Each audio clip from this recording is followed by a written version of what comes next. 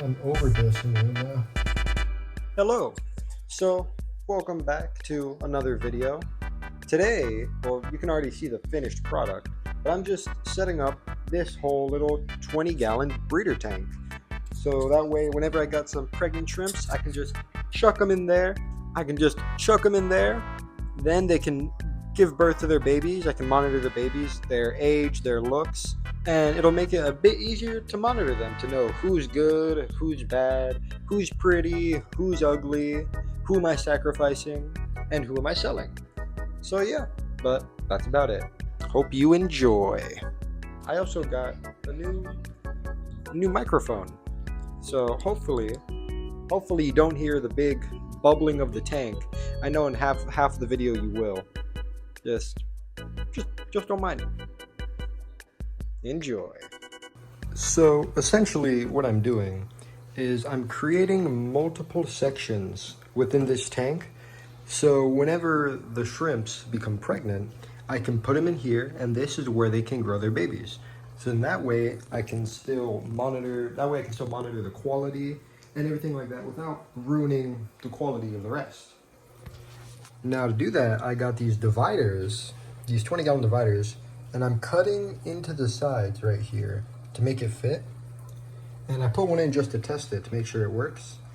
And it seems to be doing exactly what I want it to do. And now to keep it there, I'm going to be using this aquarium sealant, and I'm going to use all this silicone, and I'm going to put it up the sides of both ends. That way it'll stay in place, and I just got to do that. All right, those are the first seals down. I'm not gonna lie, it looks kind of bad, but I mean, I'm not a professional. I'm just doing this to make it work, and luckily hopefully that'll cover up those. It'll not only will it keep this in, but it will also cover up those gaps in the side, so the baby shrimps can't just sneak around and go hang out with the other baby shrimps. But I did do this, and it smelled delicious. I think I should be wearing a mask or something, but I'm not sure. But it'll be fine.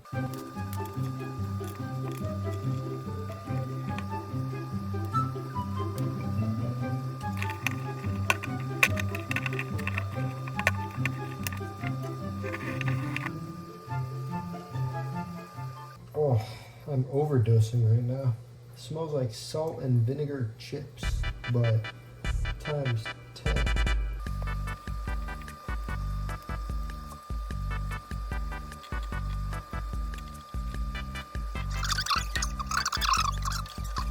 Alright, so all the silicone is now in place.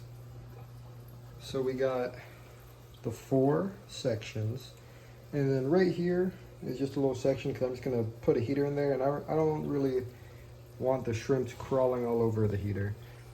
Just so it's easier to catch them, and I don't know. And now I just have to wait 24 to 48 hours so this stuff can fully dry, because right now if you touch it, it's in there and it's dry, but not completely. So I can't put any of the gravel, any of the bubblers, water. I can't put nothing in there yet. So we're gonna wait 2 days, let that all dry, and then I'll just cut to 2 days from now when I'm putting everything in. So I'm back. It's been a couple of days, so the tank and the silicone in it, it's all dried up. I already got a bit of the substrate in there. I don't know if you can see. I don't have a light. But right now I'm in the middle of filling up this tub full of water. Got my buckets and just filling it up. And all I gotta do is I gotta put in here, I have 2 cycled little sponge filters, and I also bought 2 more. But it's already filled with water. So I'm gonna put in those filters, maybe put a bit of quick start in there, maybe speed up the whole cycling process a little faster. And yeah, then once that tank is all set up and ready, when those guys decide to start having some fun and making some babies, then we can get to some baby selling. All right, here's the plan. So I have these little valves right here. What I'm gonna do is run a tube line from here, run it under and up, bring it back around up here, and I'm gonna have one line run to all 4 filters. Because I got some valves, some little T valves, just so I can split the line. So I'll have one, it splits, 2, 3, and 4. Pretty easy, pretty simple. Yeah, seems pretty simple. So I'll just record the process.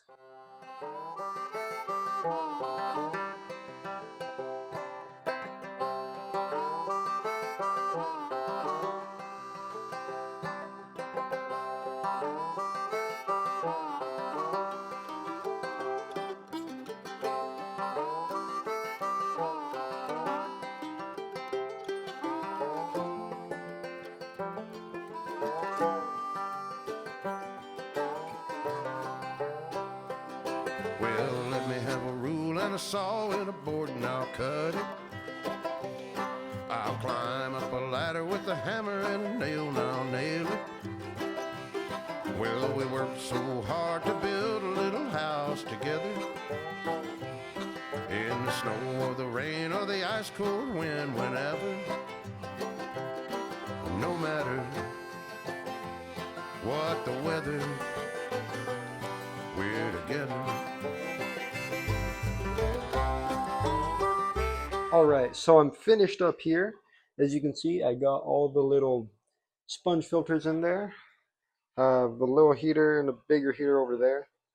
But I did have some problems with these. I had some clogging problems. And I don't know why, but when I originally ran the tubing through, only 2 of these were actually working. The other 2 didn't do nothing. But I got it fixed. And now, as you can see, they're all bubbling very nicely. And yeah, we got all 4 sections. And now we're just kind of waiting, because as soon as there's any pregnant shrimps, then we can get one of these guys when they're pregnant, and we'll put them in here. I am gonna put some Java moss or something like that just to put in this tank, so they're a little more comfortable when the shrimps are actually in there. But yeah, we just have our baby shrimp raising tanks. So now it's just another waiting game. Speaking of waiting, I am waiting on a light because, well, I don't have one that's long enough for this tank. I ordered one, should come in a couple days.